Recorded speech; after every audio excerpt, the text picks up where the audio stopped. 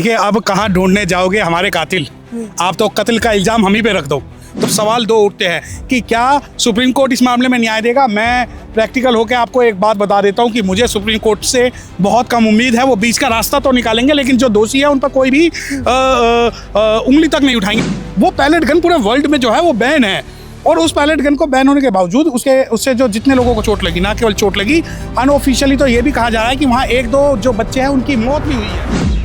नमस्कार, मैं ज्योति यादव और इस वक्त मेरी मौजूदगी सुप्रीम कोर्ट में है। आज सीजेआई यानी कॉकरोच जनता पार्टी पर फैसला सुनाने वाला है। इसको लेकर फैसला सुनाया भी गया है, कमेटी की भी बात की जा रही है। आप मुख्य तौर पर देख सकते हैं, यहाँ आपको कैमरामैन सुप्रीम कोर्ट नजर आ रहा होगा, दूसरी तरफ आप मुख्यतः सौरभ दास को देख सकते हैं और यहाँ कैमरे के सामने वरिष्ठ वकील को देख सकते हैं। कैसे देख रहे हैं अब इस फैसले पर, जहाँ इस बात को ही इनकार कर दिया गया है कि किसी भी प्रकार का जो है मुख्यतः बल तो प्रयोग किया गया है, लेकिन हानि पहुंचाने के लिए नहीं।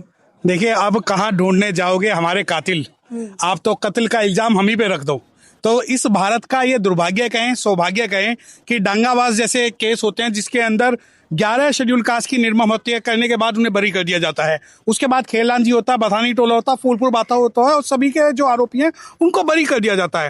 अब आप ये कहेंगे कि नहीं, सवाल तो यहाँ दिल्ली प्रोटेस्ट पे लाठीचार्ज का था, और आप जो बात लेके आ रहे हो कि भाई बथानी टोला, फूलपुर बातें, दंगाबाज, इनकी बात लेके आ रहे हो। आप ये देखिए कि इतने सारे वीडियो क्लिप्स होने के बावजूद, इतने सारे एमएलसी होने के बाद, इतने सारे एफआईआर होने के बाद, आज सुप्रीम कोर्ट में ये बात जब उठती है कि नहीं, वहां पर जो बल प्रयोग किया गया वो जस्टिफाइड जो है वो जस्टिफाइड है, और उसका जो यूज है वो with in the limitation, with in the constitution है।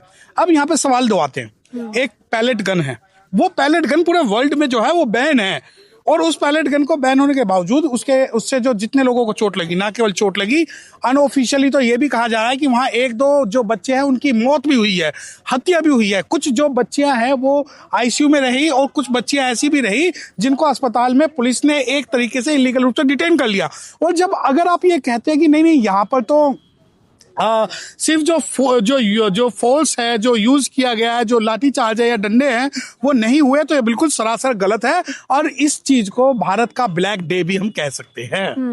कैसे देख रहे हैं, इससे पहले पैलेट गन को लेकर भी इसी सर्वोच्च न्यायालय ने कहा कि उसे पूर्णतः बैन नहीं किया जा सकता। देखिए, पैलेट गन को बिल्कुल सही है कि हम ये नहीं कह रहे कि कोई भी जो आर्म लाइसेंस है या आर्म्स हैं उन्हें पूर्णतः बंद किया जाए। हम तो कहते हैं आपके पास टैंक भी है, आपके पास तोप भी है, आपके पास गोले भी हैं, आपके पास बारूद भी हैं। तो अगर आप जो इक्वल फोर्स यूज नहीं कर सकते, जो कि जिसका एक पैरामीटर निर्धारित है, तो आप उस फोर्स का करेंगे क्या। अब कल को बच्चों को मार दिया जाए, कल को गोलियां चला दी जाए, तो आप ये कहेंगे हम बैन नहीं करेंगे। हम बैन करने की बात नहीं कर रहे हैं, हम बात कर रहे हैं कि अगर कॉन्स्टिट्यूशनल लिमिट के अंदर अगर मुझे राइट टू स्ट्राइक का मेरे पास राइट है, राइट टू मेकिंग ऑर्गेनाइजेशन का मेरे पास जो राइट है, उसको आप ये न केवल सिर्फ बच्चों पे हमला है, बल्कि ये फंडामेंटल राइट्स हैं, उस पर भी हमला है। अब कॉन्स्टिट्यूशन की आत्मा क्या है? Right to speech and expression. अब जब कॉन्स्टिट्यूशन की आत्मा ही right to speech and expression को मार दिया जाएगा, तो हम कहाँ जाएंगे। अब सवाल दो उठते हैं कि क्या सुप्रीम कोर्ट इस मामले में न्याय देगा। मैं प्रैक्टिकल होकर आपको एक बात बता देता हूं कि मुझे सुप्रीम कोर्ट से बहुत कम उम्मीद है। वो बीच का रास्ता तो निकालेंगे, लेकिन जो दोषी है उन पर कोई भी उंगली तक नहीं उठाएंगे। आप ये देखिए कि कुछ बच्चियां थी, उनके जो प्राइवेट पार्ट्स हैं उन पर डंडों से हमले किए जा रहे थे। क्या वो क्लियर कट 354 का नहीं है? क्या आप उसको जस्टिफाइड कैसे करेंगे? आप ये कहेंगे कि नहीं, ये भी जो है with in the constitutional limit या लीगल लिमिट है, तो नहीं, तो ये बिल्कुल सरासर गलत है। और अगर आज शासन, प्रशासन, सत्ता इस बात को कह रही है कि नहीं वो जायज है, तो मैं इसका खुलकर विरोध करता हूँ। कैसे देख रहे हैं, क्या लगता है कि वो जिन बच्चों पे लाठी चार्ज हुआ, पैलेट गन हुआ, उन्हें सच में ये सर्वोच्च न्यायालय न्याय दिला पाएगा? देखिए, मैं तो इस होप में हूं, एक पायस होप के अंदर हूं कि सुप्रीम कोर्ट कभी विक्टिमों को, गरीबों को, अनुसूचित जाति को, अछूतों को, महिलाओं को, बेजुबानों को न्याय दिला पाए। परंतु मुझे उम्मीद बहुत कम है, क्योंकि सुप्रीम कोर्ट आज जो है बिल्कुल जो भाषा बोलते हैं सुप्रीम कोर्ट के जजेस, या जो सुप्रीम कोर्ट बोलते हैं, वो कॉन्स्टिट्यूशनल मैंडेट नहीं है। अब आप एक चीज देखिए कि सुप्रीम कोर्ट के खिलाफ नालसा यूनिवर्सिटी के बच्चों ने कहा कि भाई हम जो चीफ साहब के हाथ से कोई भी रिवॉर्ड नहीं लेना चाहेंगे। तो उसके बाद जो है उस पूरी यूनिवर्सिटी को जो बीसीआई चेयरमैन है वो मनन मिश्रा, वो कहते हैं कि पूरी यूनिवर्सिटी को हम जो है इनको डिग्री नहीं देंगे। तो ये एक डर का इन्होंने माहौल बनाया हुआ है कि चीफ जस्टिस के खिलाफ, सुप्रीम कोर्ट के खिलाफ, कानून के खिलाफ अगर कोई बोलेगा तो उनसे रोक देंगे, जो कि बिल्कुल सरासर बिल्कुल गलत है। बताइए, एक और शब्द आया है, दिमागी नक्सल। हाँ और ये देखिए, पीएम मोदी ने शब्द दिया है। देखिए ये लोग तो कपड़ों से पहचानते हैं, कभी दिमागी नक्सल बना देते हैं, कभी आतंकवादी बना देते हैं, कभी उग्रवादी बना देते हैं, कभी माओवादी बना देते हैं, कभी नक्सलवादी बना देते हैं। तो इनके जो शब्दों की उपज है, ये देखिए कि दिमागी नक्सल, नक्सल कौन, नक्सल कौन? मैं आपको एक बात बता दूं, खुल के आपके चैनल पे कह रहा हूं, एक बंदूक होती है AK-47, अगर वो किसी मुस्लिम के पास मिल जाए तो वो मुस्लिम जो है आतंकवादी है। वही बंदूक अगर कश्मीरी मुस्लिम के पास मिल जाए तो वो उग्रवादी है। वही बंदूक अगर किसी किसान के पास बिहार झारखंड के मिल जाए तो माओवादी है। वही बंदूक किसी गरीब के पास मिल जाए तो वो नक्सलवादी है। परंतु वही बंदूक अगर संजय दत्त के पास मिलेगी तो उसके नाम पे आप मूवी बना दोगे, आप उसे हीरो बना दोगे। तो जब ये दिमागी नक्सल की बात है, अगर मैं अपने अधिकारों की बात कर रहा हूं और आप मुझे टाइटल कहते हैं कि दिमागी नक्सल, और आप मुझे कहते हैं कि मैं देशद्रोही हूं, अगर मुझे किसी का भी मैं विरोध कर रहा हूं तो आपके शब्दों के हिसाब से मैं अपना तय नहीं करूंगा। लेकिन इस बात का दुर्भाग्य ये है कि जो भी व्यक्ति आज इस शासन सत्ता के खिलाफ जब आवाज उठाता है तो उसको आतंकवादी बता दिया जाता है, उसको देशद्रोही बता दिया जाता है, उसको दिमागी नक्सल बता दिया जाता है। और लेकिन संवैधानिक जब बात की बात आएगी, संवैधानिक प्रावधानों की बात आएगी, तो ये सारी की सारी चीजें जो है आज कहीं ना कहीं संविधान की आत्मा पर हमला है। क्या लगता है कि इस विषय पर सच में सर्वोच्च न्यायालय निष्पक्ष फैसला सुना पाएगा? क्योंकि वो जो शब्द की उपज हुई थी वो इसी सर्वोच्च न्यायालय की CGI से हुई थी। देखिए मैं वही बात आपको बता रहा हूँ कि मुझे उम्मीद बहुत कम है।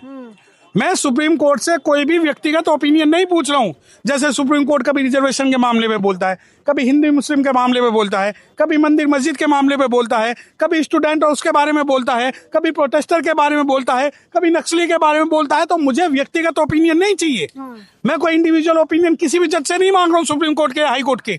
मैं कॉन्स्टिट्यूशनल मैंडेट मांग रहा हूँ कि मैं ये मान रहा हूँ कि अगर किसी निहत्थे बच्चे पे अगर पैलेट गन से हमला हुआ है, किसी पे लाठीचार्ज हुई है, किसी पे डंडा चला, तो उस पर FIR होना चाहिए, उसे तुरंत जो सर्विस से दूर करना चाहिए, और जो उचित कानूनी कार्रवाई है उसके खिलाफ वो होनी चाहिए। क्या करें वो तमाम छात्र जिनका सर फोड़ा गया है? देखिए उनके पास भूल जाए उस मसले को। ना देखिए, बुरा जो ढूंढन मैं गया तो बुरा ना मिलिया कोई, जो तन झाका अपना तो मुझसे बुरा ना कोई। उन सभी बच्चों को कानूनी लड़ाई लड़नी होगी। वो अपने जितने भी उनके पास सबूत हैं, चाहे उनकी MLG हैं, चाहे फोटोग्राफ्स हैं, चाहे वीडियोग्राफ्स हैं, उन्हें लेके किसी भी एडवोकेट से अगर कोई नहीं मिलता तो ये पूरी टीम जो है हमारी उनकी मदद करने के लिए 24/7 तैयार है। उनसे कांटेक्ट करें और यकीन मानिए न्याय जो है देर से मिलेगा, लेकिन मिलेगा जरूर। और उन बच्चों को हम ऐसा अनाथ नहीं छोड़ सकते कि कोई भी डंडा मारे, कोई भी गोली मारे। एक शेर है कि जुल्म सहाता नहीं सहेंगे, जुल्म सहाता नहीं सहेंगे, सर भी बहुत है, धड़ भी बहुत है, मरते चलेंगे, करते चलेंगे, लड़ते चलेंगे, पर बढ़ते चलेंगे। ये यूथ हैं, ये यूथ इस भारत को बदलेंगे। ये यूथ है, ये अपनी आवाज उठाएंगे। ये यूथ है जो सुप्रीम कोर्ट अगर उनके फैसले नहीं देता तो उसके खिलाफ भी हम एक कानूनी प्रक्रिया, उससे लड़ाई लड़ेंगे। तो आने वाले समय में आप कह रहे हैं कि इसी न्यायालय से हम न्याय लेंगे? बिल्कुल लेंगे। देखिए हमारे पास कोई और दूसरा रास्ता नहीं है, चाहे अच्छा हो या बुरा हो, चाहे जजेस फेवरेबल हो या अगेंस्ट हो। हमारे पास जो लड़ाई का एकमात्र हथियार है वो ये मंदिर है, और इसी मंदिर से लड़ाई मिलेगी, इसी मंदिर से हमें न्याय मिलेगा। चाहे आज नहीं मिलेगा, कल मिलेगा, कल नहीं मिलेगा, परसों मिलेगा, लेकिन मिलेगा जरूर। कमेटी बिठा दी जाती है हर बार की तरह, तो आप कैसे देखते हैं, क्या उन कमेटियों पे भरोसा है? क्योंकि SIR के मसले को लेकर भी कमेटी ही बिठाई गई थी। देखिए जहां कमेटी बिठ जाए, जहां किसी भी प्रकार की कोई कमेटी बिठे, तो इसका मतलब जो प्रेशर कुकर के अंदर हवा है वो कमेटी जो है हवा निकालने का काम कर रही है। तो वहां आपको न्याय नहीं मिलेगा। कमेटियां वहां बनती हैं जहां न्याय ना लेने का जो है सरकार ने सोच लिया हो, सिस्टम ने सोच लिया हो। क्योंकि अगर उन्हें न्याय दिलवाना तो FIR कराएंगे, और जो एप्रोप्रिएट धाराओं के अंदर जो लोग हैं उनको बंद भी कराएंगे, और उनके खिलाफ कानूनी कार्रवाई होगी। उनके खिलाफ कानूनी कार्यवाही होगी, और इस पूरे मसले को लेकर सर्वोच्च न्यायालय ही उन छात्रों को न्याय जरूर देगा। इस पूरी बातचीत पर आप लोग, कैमरामैन नावेद के साथ ज्योति यादव।